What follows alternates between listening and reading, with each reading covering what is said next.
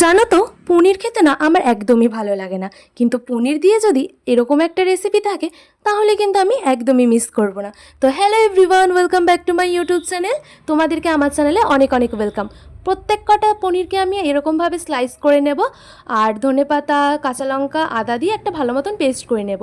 লেবুর রস আর স্বাদ মতন দিয়ে দেবো লবণ। তারপর 1 চামচ কেচাপ দেব।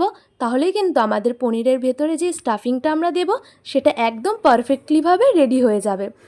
এরপর একটা স্লাইসের ওপর আমি দিয়ে দেবো সেই চাটনিটাকে। এরপর ওপর থেকে আরও একটা পনির দিয়ে দেবো।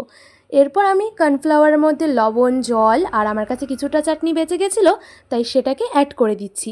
এরপর ভালো মতো মিশিয়ে নিয়ে একে একে পনিরগুলো দিয়ে আমি ভালো মতন ডুবিয়ে নেব। এরপর একে একে তেলে ভেজে নিলেই পনির পাসিন্দা কিন্তু রেডি। আর যারা পনির খেতে ভালোবাসো না তারা একবার এই রেসিপিটা বানিয়ে দেখো, তোমাদের কিন্তু খুব ভালো লাগবে। আর আমার ভিডিও যদি ভালো লেগে থাকে অবশ্যই সাবস্ক্রাইব করে দিও, চ্যানেলটা একটা লাইক করে দিও। তাহলে কিন্তু আমি পরবর্তী ভিডিওর জন্য অনেক বেশি মোটিভেট হব। তো টাটা, সবাই ভালো থেকো আর সুস্থ থেকো।